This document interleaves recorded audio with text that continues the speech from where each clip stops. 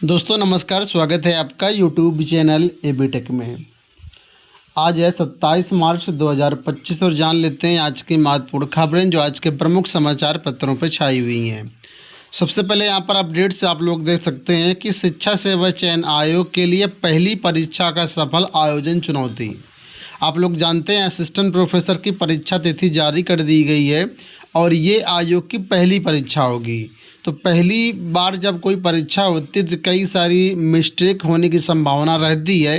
तो उसी के बारे में यहाँ पर अपडेट है कि उत्तर प्रदेश शिक्षा सेवा चयन आयोग ने असिस्टेंट प्रोफेसर भर्ती परीक्षा की तारीखें जारी कर दी हैं, लेकिन पहली बार ये परीक्षा प्रयागराज के बाद अन्य ज़िलों में भी आयोजित किए जाने से आयोग के लिए चुनौती भी बढ़ी है।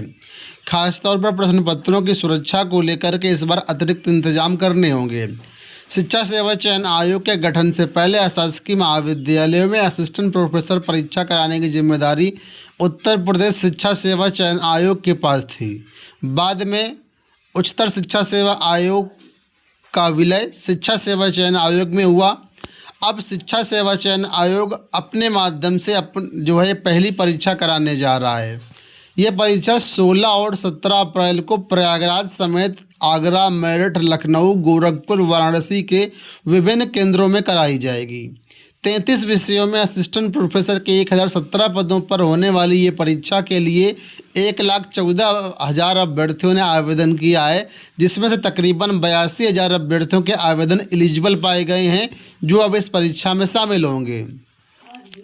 पहले इस परीक्षा के लिए केवल प्रयागराज में केंद्र बनाए जाते थे, लेकिन इस बार दूसरे ज़िलों में भी केंद्र निर्धारित करने हैं। इससे आयोग को थोड़ा सा समस्या होगी, क्योंकि अदर ज़िलों में परीक्षा का आयोजन में प्रश्न पत्रों की सुरक्षा को लेकर के कुछ प्रॉब्लम आ सकती है, क्योंकि ये परीक्षा आयोग पहली बार कराने जा रहा है। इस वजह से बहुत ज़्यादा एक्सपीरियंस भी नहीं कह सकते कि इस आयोग को एक्सपीरियंस है, तो कैसे सारी चीज़ें होंगी इसके बारे में यहाँ पर अपडेट है। और हालांकि यहाँ पर कहा गया है कि प्रश्न पत्रों की सुरक्षा के लिए पूरा सीसीटीवी कैमरों की निगरानी के साथ ही कंट्रोल रूम बनाया जाएगा। उसके हिसाब से पूरी जो अपडेट है पल पल की ली जाएगी। इसके साथ ही यहाँ पर देखिए अपडेट है कि असिस्टेंट प्रोफेसर भर्ती परीक्षा के लिए विषयवार केंद्र निर्धारण की तैयारी। अशासकीय सहायता प्राप्त महाविद्यालयों में असिस्टेंट प्रोफेसर भर्ती परीक्षा के लिए जो 6 जिले अभी आपके सामने आए थे, उसमें से अब परीक्षा के निर्धारण की तैयारी में आयोग जुटा हुआ है। ये परीक्षा 6 जिलों में आयोजित की जाएगी। इन जनपदों में विषयवार आवेदन के क्रम में परीक्षा के निर्धारित किए जाएंगे। उम्मीद है कि 3-4 दिन में परीक्षा केंद्र फाइनल हो जाएंगे। शिक्षा सेवा चयन आयोग ने 2 पालियों में परीक्षा कराने का निर्णय लिया है और जिस तरीके से शेड्यूल जारी किया गया उसी हिसाब से यहाँ पर अब परीक्षा केंद्रों का अलॉटमेंट होगा। और 3-4 दिन में अगर ये काम हो जाता है तो मुझे लगता है 1 से 2 अप्रैल के बीच आपके एडमिट कार्ड भी जारी किए जा सकते हैं, क्योंकि अभी आपने नोटिस में देखा होगा एडमिट कार्ड के बारे में कोई सूचना नहीं दी गई है। अभी सिर्फ परीक्षा जो कार्यक्रम है वो जारी किया गया है। ठीक है, तो आज 27 है, मुझे लगता है 2 तारीख तक आपके एडमिट कार्ड आ जाने चाहिए। और जैसे एडमिट कार्ड आते हैं उसके बाद आप लोग ऑफिशियल वेबसाइट के माध्यम से इसको डाउनलोड कर पाएंगे। चैनल के माध्यम से आपको सारी सूचना प्रोवाइड कर दी जाएगी, तो आप चैनल को सब्सक्राइब कर लीजिएगा। इसके अलावा जो भी नोटिस ऑफिशियल होती है वो हमारे टेलीग्राम पर आपको मिलेगी। तो टेलीग्राम का लिंक भी वीडियो के डिस्क्रिप्शन बॉक्स में दे दिया है हमने, वहाँ से आप टेलीग्राम को ज्वाइन कर सकते हैं। बिहार लोक सेवा आयोग से देखिए अपडेट है कि अप्रैल में होगी TRE 3 शिक्षकों की पोस्टिंग, विभागीय सहमति बनी। बिहार लोक सेवा आयोग की तरफ से अनुशंसित करीब 43,000 प्रधान शिक्षक, प्रधानाध्यापक और तीसरे चरण यानी TRE 3 में शामिल 65,716 विद्यालय अध्यापकों की स्कूलों में नियुक्ति पदस्थापना की कवायद शिक्षा विभाग शुरू करने जा रहा है। प्रारंभिक कवायद में सबसे पहले चयनित प्रधान शिक्षक, प्रधानाध्यापक और विद्यालय अध्यापकों को जिला, प्रमंडल, प्रखंड आदि का आवंटन किया जाना है। तो इसके लिए दोस्तों तैयारियां चल रही हैं और इसमें अप्रैल में आप लोगों को नियुक्ति कर दी जाएगी, विद्यालय अलॉटमेंट कर दिया जाएगा। आप लोगों को बताना चाहेंगे कि अगर आप अपने फ्यूचर को लेकर के चिंतित हैं और एक सही फाइनेंशियल प्लानिंग करना चाहते हैं और फाइनेंशियल प्लानिंग के साथ ही अपने फैमिली को सिक्योरिटी भी देना चाहते हैं, जैसे कि इंश्योरेंस और म्यूचुअल फंड के माध्यम से लोन के माध्यम से लोन की ज़रूरत पड़ती है, तो इसकी बेस्ट एडवाइजरी के लिए आप लोग हमारा नया चैनल है एबीटेक फाइनेंशियल एडवाइज़र, यहाँ पर आप इसको सब्सक्राइब कर सकते हैं। डिस्क्रिप्शन बॉक्स में आपको लिंक मिल जाएगा और कोई क्वेरी हो तो आप लोग हमें कांटेक्ट भी कर सकते हैं और एक जो बेस्ट एडवाइजरी सर्विस है उसका आप लाभ ले सकते हैं। हमारे यहाँ mutual fund, health insurance, term insurance, life insurance, pension plan, personal loan, home loan, सारी फैसिलिटी अवेलेबल है। यहाँ पर देखिए अपडेट है कि यूपीएस के विरोध में 1 अप्रैल को कर्मचारी मनाएंगे काला दिवस। National movement for old pension scheme यानी नमो पीएस के आह्वान पर 1 अप्रैल को यूपीएस के विरोध में पूरे देश में शिक्षक कर्मचारी काला दिवस मनाएंगे। शिक्षक कर्मचारी काली पट्टी बांधकर अपना विरोध दर्ज कराएंगे। साथ ही सरकार से एनपीएस व यूपीएस को समाप्त कर पुराने पेंशन बहाली की मांग करेंगे। बुधवार को बैठक कर कर्मचारियों ने इसकी रणनीति बनाई। आप लोग जानते हैं 1 अप्रैल से सभी कर्मचारियों के लिए यूपीएस पेंशन को लागू किया जा रहा है और सहमति पत्र देना होगा कि कौन सी हमारे लिए बेस्ट है। तो फिलहाल यूपीएस के विरोध में पूरे देश में 1 अप्रैल को काला दिवस कर्मचारी और शिक्षक संगठन मनाएंगे।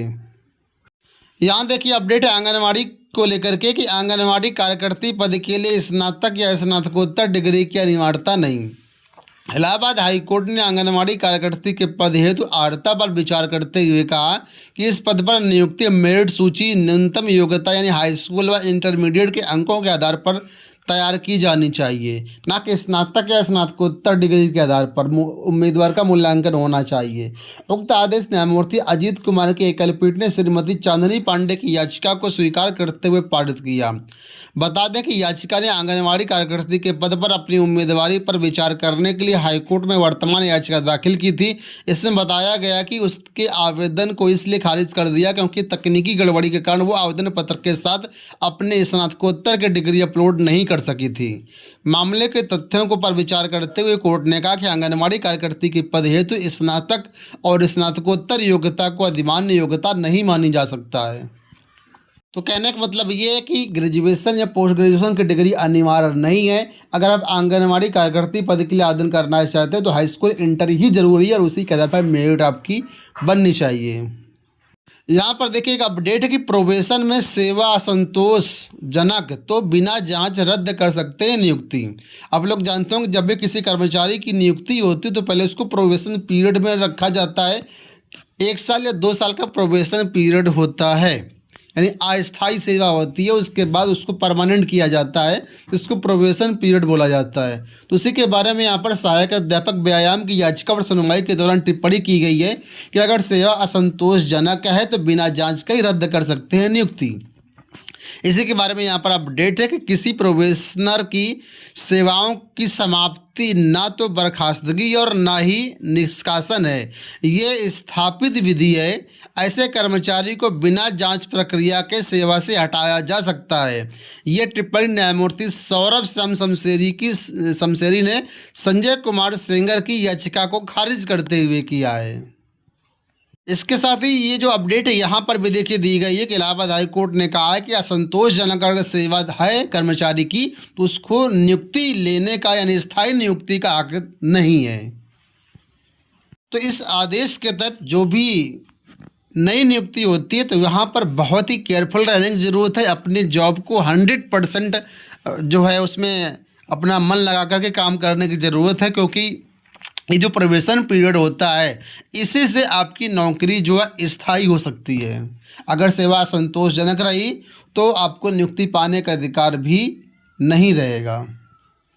यहाँ पर देखिए अपडेट है कि 48 स्कूलों में बनाई गई लैब पढ़ाने को अनुदेशक नहीं।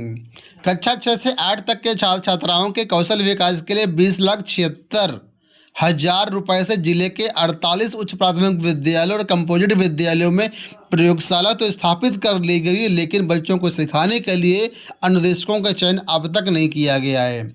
यहाँ पर बात हो रही उत्तर प्रदेश के परिषदीय विद्यालयों के हाल के बारे में, जिसमें आप लोग देख सकते हैं कि लैब बन गई है लेकिन यहाँ पर टीचर नहीं है।